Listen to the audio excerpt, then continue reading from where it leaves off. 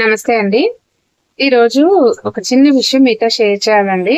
ఎందుకంటే ఇప్పుడే జస్ట్ ఏంటంటే షాప్ కి ఒకళ్ళు వచ్చారనమాట. ఒక ఒక ఆవిడ వచ్చారనమాట. ఆవిడొచ్చి ఏం చేశారంటే మన దగ్గర తామర గింజలు, లక్ష్మీ గవలు ఈ ఏరియాలో మన దగ్గరే దొరుకుతాయి. ఇప్పుడిప్పుడే కొంచెం కొంచెం అందరికీ తెలుస్తుంది. సరే వచ్చారు. వచ్చి అవన్నీ తీసుకున్నారు. దగ్గర 500 రూపీస్ అయిందండి.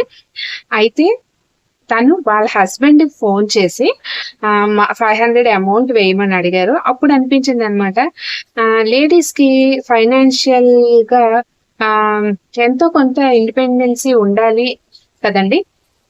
ప్రతి దానికి కూడా హస్బెండ్ మీద డిపెండ్ అవ్వడం, ప్రతి చిన్న విషయం కొనుక్కోవాలన్న హస్బెండ్ అడగడం, పెద్ద పెద్ద విషయాలు, పెద్ద పెద్ద డెసిషన్స్ ఓకే కాదనను. చిన్న చిన్న విషయాలు కూడా మన ఆనందాలకైనా ఎక్కడికైనా వెళ్లాల్సి వస్తుంది, ఏదైనా తినాల్సి వస్తుంది, ప్రతి దానికి కూడా హస్బెండ్ అడగడం ఎంతవరకు కరెక్ట్ అంటారు? మీరేమనుకుంటారు చెప్పండి? మనకంటూ ఒక ఇండిపెండెంట్ గా ఏదో ఒక పని అవ్వచ్చు, మన దగ్గర ఉన్న ఏదైనా కళలు లోపల మనకి లోపల దాగి ఉంటాయి కొంతమంది, కొన్ని స్కిల్స్ అవి బయటికి లాగి వాళ్ళు కూడా ఎంతో కొంత ఎక్కువ అని చేయకపోయినా మినిమం పిల్లలు ఏదైనా అడిగినప్పుడు మనం కొనగలిగే స్థాయిలో మనం ఉండాలని నేను అనుకుంటూ ఉంటానండి. అందుకే నేను పెళ్ళైన దగ్గర నుంచి బ్లౌజ్ స్టిచ్చింగ్ నేర్చుకున్నాను. బ్లౌజెస్ కుట్టేదాన్ని. ఆ తర్వాత ట్యూషన్స్ చెప్పేదాన్ని. తర్వాత బ్యూటీషియన్ కోర్స్ నేర్చుకున్నాను. బ్యూటీషియన్ గా కూడా వర్క్ చేశాను. ఇప్పుడు వచ్చేసి నా ఓన్ గా యూట్యూబ్ స్టార్ట్ చేసుకున్నాను. యూట్యూబ్ లో స్టార్ట్ చేసిన తర్వాత మీరందరూ అడగడం వల్ల బిజినెస్ స్టార్ట్ చేశాను. ఇలాగ మనం ఒక్కొక్క మెట్టు ఎదుగుతూ వస్తూ ఉన్నాను. అయితే దీనంతటికి తప్పనిసరిగా ఇంట్లో హస్బెండ్ సపోర్ట్ ఉండాలి, పిల్లల సపోర్ట్ మనం ఉండాలి. ఎందుకంటే ఒక్కొక్కసారి లేట్ అవుతుంటుంది. ఇప్పుడు వచ్చేసి నాకు 8:30 అయిపోయింది, 9 అయిపోయింది.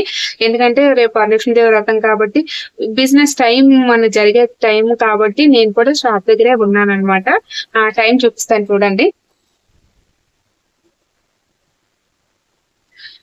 ఇప్పుడు వచ్చేసి 8:45 అయిపోయింది. మనకు అవసరం ఈ టైంలో మనం ఉండాలి కంపల్సరీ. అందుకనే నేను ఉన్నానన్నమాట. మనకు కూడా కొంచెం ఎంతో కొంత ఇండిపెండెన్స్ కంపల్సరీ అవసరం అండి.